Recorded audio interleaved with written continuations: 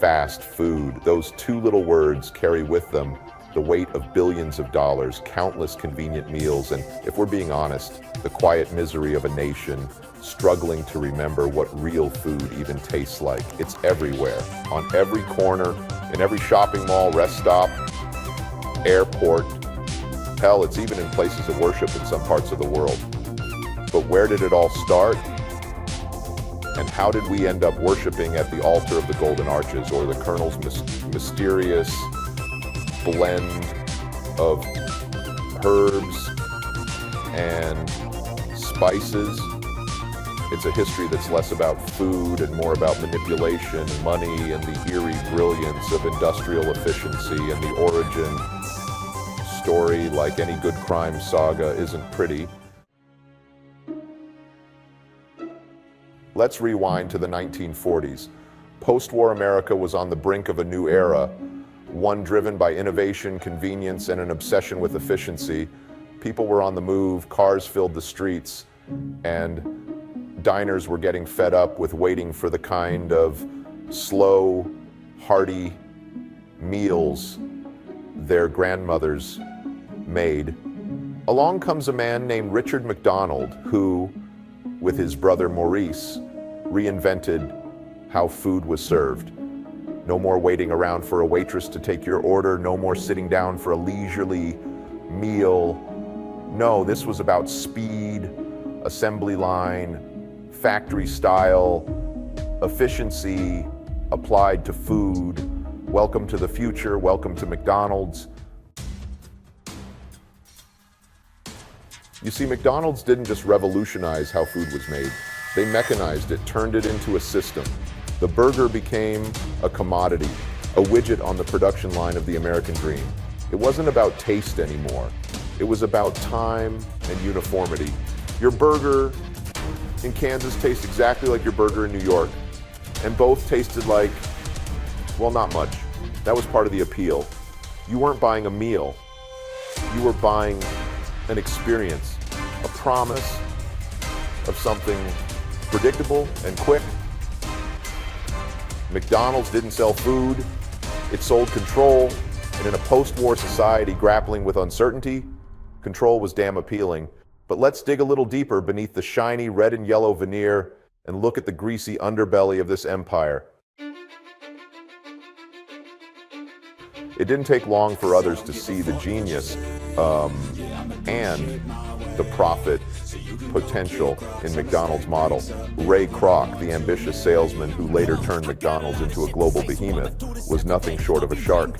He wasn't interested in burgers, he was interested in franchising. McDonald's wasn't just about feeding people, it was about domination through marketing, expansion, and, if we're honest, a good deal of exploitation. The fast food industry quickly spread like a virus, infecting everything it touched. And while Americans devoured cheeseburgers and fries by the sackful, an entire workforce was being built on the backs of low-wage workers, mostly teenagers, working long hours for little pay in grimy kitchens.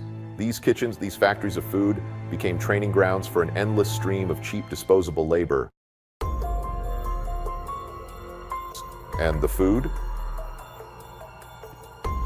Well, the food was cheap because the ingredients were cheaper.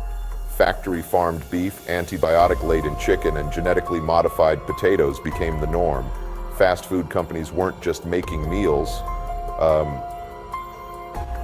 they were reshaping entire food systems to fit their model of efficiency and cost-cutting. It was a race to the bottom, and the prize was billions of dollars. The effects? They're still reverberating today. Obesity, diabetes, and heart disease became the dark side effects of this mass-produced culinary apocalypse. But even more than that, fast food fundamentally changed the way we eat, the way we think about food. It stripped food of its soul, its connection to the earth and to each other. A burger became just something you grabbed on the go, a pit stop on the way to something that actually mattered. But here's the thing, Fast food isn't just a reflection of our cravings for salt, sugar, and fat. It's a mirror held up to the worst parts of our culture. It's the embodiment of greed, laziness, and apathy. We're willing to trade quality for convenience, community for isolation, and tradition for the sterile predictability of a drive-through menu. And yet we keep going back. Why? Because it's easy, it's comfortable, and to be blunt, it's addictive. The fast food industry knows this, and they've built an empire on it one bite at a time. Today, McDonald's, KFC, Taco Bell, and their ilk have gone global. They've taken their assembly line food systems and exported them to every corner of the planet. And in doing so, they've introduced the same issues: poor labor conditions, environmental degradation, and public health crises to places that once had vibrant food cultures of their own. It's culinary colonialism, a fast food takeover that steamrolls tradition in favor of mass-produced, hyper-processed sludge served in brightly colored wrappers. And yet I can't help but feel a little conflicted. There's a strange beauty in the system, the way it functions with such cold precision. Fast food is a marvel of modern engineering, a grotesque kind of efficiency that plays out in kitchens around the globe. But just because something works doesn't mean it's right. So the next time you find yourself craving a Big Mac or a bucket of chicken, take a second to remember where it all came from. Fast food didn't just happen. It was designed, built brick by greasy brick, to feed our hunger for convenience while quietly reshaping our world, our health, and our relationship with food. You might want to ask yourself if it's worth the cost, or maybe just cook something at home and celebrate the goodness of fresh ingredients as you bask in your culinary therapy. I hope you have enjoyed this video and maybe even learned something. Please like and subscribe if you so choose. Remember, as always, cook, drink, eat, and repeat.